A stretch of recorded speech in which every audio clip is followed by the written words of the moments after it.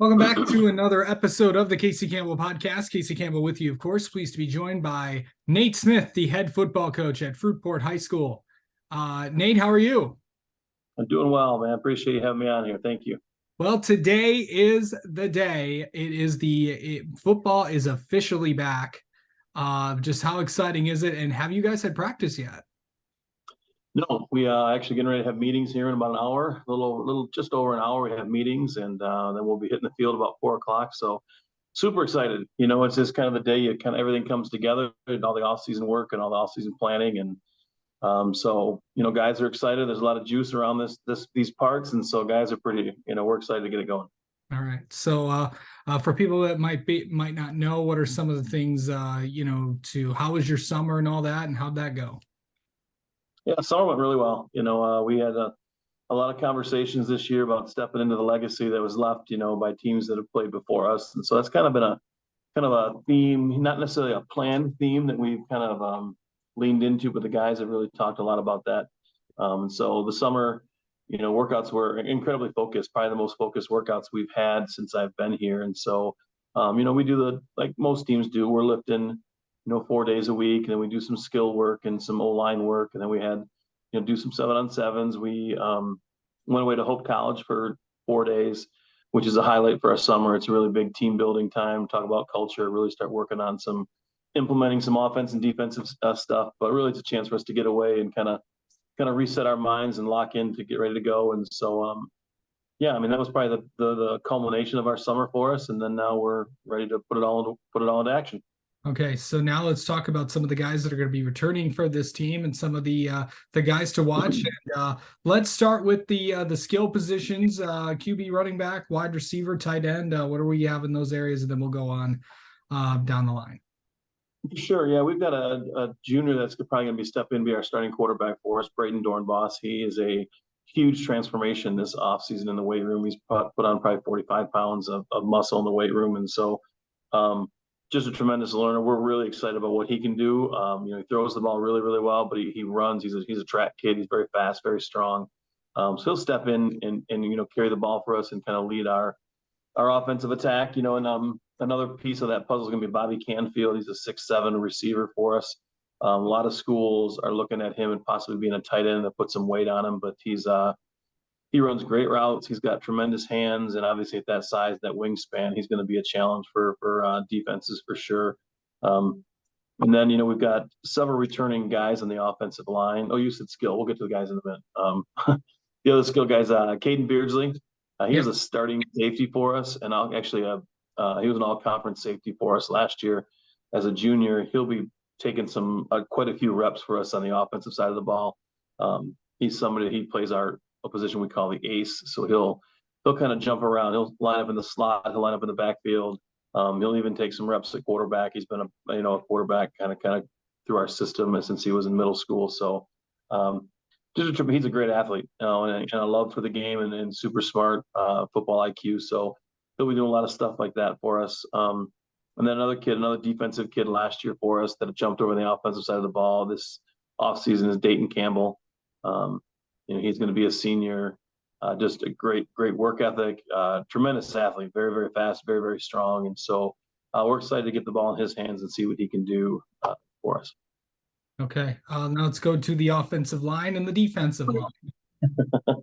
So our O-line going to be anchored by our going to be a junior this year, but really it's his third season on varsity for us. Caden Carrillo, he got all conference honors last year as a sophomore at guard, and so he's just a leader. He's a strong kid, very, very strong kid, and he'll do a great job for us. Our other tackle, Vanden Stiegel, wasn't a starter last year, but he played a ton of downs for us. I think he started a couple games due to injuries, but he's a 6'4", 270-pound kid that moves really, really well, and he's a 600+ pound squatter, and he's a strong kid. So he's going to do some really good stuff for us. He comes in with a ton of experience. And most of his reps will be taken on the offensive side of the ball, but he will play some D-line as well. And then we've got a battle going on for some of those other spots, and it's really been interesting because we've not had. It seems like every year we kind of walk into the season and spots are always up and they're being battled for, but our O-line's kind of been relatively solid going into the season. This year is the first time in a while that we got some really good stuff going on, at the center position and our other guard and tackle. And so that's really been pushing the guys to elevate. And I really love seeing that. But I think one of the biggest changes you're going to see, that maybe not you, but like guys that are familiar with our program, will be Ricky Wiggins, who's been he's started at guard for us going into his senior year. He's been starting there since he was a freshman. He is pound for pound one of the strongest kids I've ever coached. He's ridiculously strong, and he was played nose for us last year defensively. He'll still be lining up there defensively, but he's been taking a ton of off-season reps and work and studying to be kind of our H-back on offense. And so we'll use him, I mean, honestly, as a kind of a glorified guard to move around and pull and do some different things in the backfield. But he's also going to be a kid that's going to he's going to be a challenge when he carries the ball, that's for sure. And so we're pretty excited to see what he can do there. But, he's still a leader on that offensive line, even though he's not necessarily an offensive lineman, just because he's, he knows the game, and he's been playing there in our scheme for 3 years. And so he's always helping guys out and lead there. So, we're pretty excited. We're pretty excited about the group we got coming back. They are definitely workers, and that'll come to fruition on the field for sure. Absolutely. Okay, so now let's go to linebackers and secondary. Sure, yeah. So our secondary, I talked a little bit about Caden Beardsley. He plays our freak, which is our kind of our free safety and run support kind of kid as well. So, he's getting a ton of looks, from D2 and D1 looks, as far as his ability to play back there. And he's just tremendously smart. He studies the game really well, so he anticipates things very, very good, and he makes great reads. And he's going to do some really good things for us. And then I talked about Bobby Canfield on the offensive side. He's played some safety for us this year during 7-on-7s. And again, his understanding of the offense, you see that on defense. He sees what teams are trying to do with their scheme and their alignments and that kind of stuff. And so that stuff you can't really coach. Some of that stuff is just they're a student of the game, and so that helps them in the secondary. But he'll get some reps there for sure. And being, like I said, 6'7" with that wingspan, he'll close some windows for sure. Defensively. And Dayton Campbell, talked to him about him. He's our outside linebacker, and he's also played some strong safety for us. A couple kids we haven't talked about. We have a sophomore that'll probably be getting a ton of reps at corner. He was a varsity basketball kid. He's a tremendous basketball player. He was ranked one of the top 20 freshmen in the state of Michigan last year as a basketball player. So he's also a tremendous football player, and so he'll be playing some corner for us. He's done a tremendous job for us during 7-on-7. His name's Day Williams, and he during 7-on-7s, we would a lot of times match up, the other team's best receiver, and he does a really good job with that. So as he grows in technique and to understanding that kind of stuff, he's just got a tremendous ceiling. And then opposite of him is going to be a battle. They've got a kid, Pierce Jolman's going to be a senior. He's played his freshman, sophomore year. Last year, took the year off. He's been playing some reps at corner. We have a new kid that came out, a hockey kid that is raw to football, but man, is athletic and he's a tremendous athlete. I can't get it out of my mouth, but he's a great athlete, and he works, and his transition from the spring to where we're at right now is just tremendous. And so his name's Gavin Pastonik, and I expect him to get some reps there too. And so we got some battles there. Another kid, Caden Hill, he's been playing some outside linebacker and some safety for us. He's another just a great athlete, and his work ethic has put him in a spot where we got some good things to figure out next week for sure. Kind of figure out those pieces, and I think guys are coming into this camp hungry and ready to compete. And that's a unique spot that we've been in. Like I said, we've never really nailed down our starters and stuff before the season starts, but kids kind of have an idea where they kind of line up and stuff comparatively. This year, there's a lot of gray areas, and so I think we'll see who steps up. It's going to be fun. All right, let's talk about special teams for a second here. Mm-hmm. Where are we at? Yeah, we've got a couple soccer guys that are coming out to kick for us. A kid by the name of Brady Brown kicked for us 2 years ago. He's an all-state soccer player, and he's coming back and going to do some kicking for us. Another kid, Riley King, soccer is his main sport, but they can do some really good kicking. So, we're excited about what they can do, and so it'll be neat to see that kind of stuff. And then, the punting battle, we got a few guys that want to punt, and those guys always end up separating themselves during this week. So we'll get an idea there. Yeah. Okay, so we've talked about all the kids. Let's talk about the schedule. I have it pulled up here. So I'll just read through this real quick. August Yeah. 24th, you'll be home against Grand Rapids Canoa Hills. August Yep. 31st, home against Grand Rapids Christian. September 8th, home against Hamilton. September 15th at Holland Christian. September 22nd at Allendale. September 29th, home against Hudsonville Unity Christian. October 6th at Coopersville.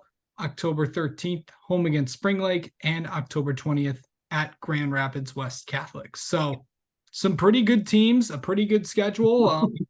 Yeah, Well, it is the OK conference, so every team is good. it is. It So is. just kind of preview the upcoming year.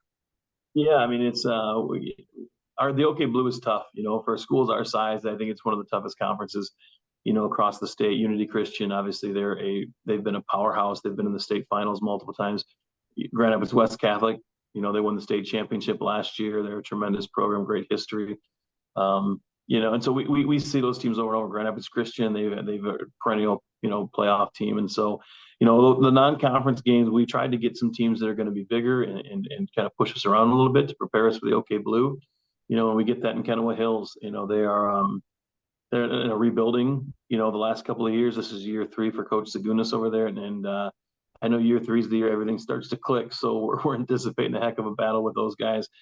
We've had some great games over the last couple of years, and even prior to that, we were in the same conference. So we match up pretty well. That'll be a good game for sure.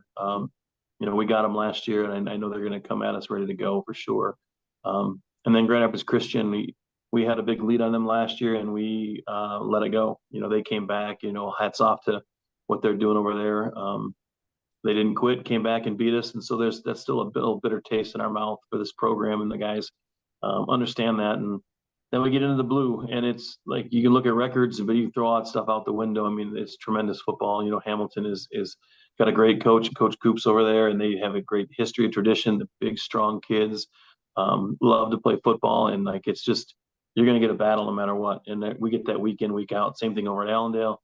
Holland Christian's got a new coach, and I know they've made some waves 7-on-7 this year. They've got some great quarterback, and they like to chuck the ball around. They have traditionally, and so we feel like there's not really a week off for us. And it challenges us, makes us better, makes our coaching staff sharper. So I mean, we love the conference that we're in. I get to coach against some great guys. As far as the OK Blue coaches that are out there, I think they're some of the best around, and they're great guys to work with. All right. So now that practice will be officially starting, what do you think what do you want to see out of your team heading into these first 2 weeks, heading into that first game? It'll be interesting. I think like I said, we had that hope camp, and we get the seniors, and the whole team kind of sets themselves aside for half hour, 45 minutes to an hour, and they kind of put down some team goals. And they come back, and every year it's they want to win the conference and these type of things. This group had a list of 6 goals that 0 had to do with the scoreboard, 0 had to do with the record. It's the first time in a long time that I've had a team that had really talked about the way that we play, the way they conduct themselves, the way they're going to be as a team. And I mean, honestly, I just get the chills talking about it. I think because that's the stuff we preach all the time and say, hey, listen, the way we conduct ourselves, the way we play is more important than what the scoreboard indicates. The scoreboard can indicate if we played well or not. We can beat a team and not play to our potential, and we can lose to a team and play great. So it's really interesting to see this group really grasp onto that. And I think if we can nail down some of the goals that they put, I think we're going to have a tremendous season. So I love seeing these guys start to identify and create their own identity. Every team has their own identity and their own mark they're going to leave on our program, and these guys are starting to kind of put that together. And it's interesting to see how it develops over the next couple of weeks, and then it really solidifies once the season gets here. So I think that's what excites me the most. We can lay down a theme, we can lay down different things, but their arete, their design, their purpose kind of comes through in what they're going to do. And so I love that. All right, Nate Smith, the head football coach at Fruitport. Thank you so much for coming on and talking with us. And best of luck to you guys this year. Well, appreciate having us. Thank you very much.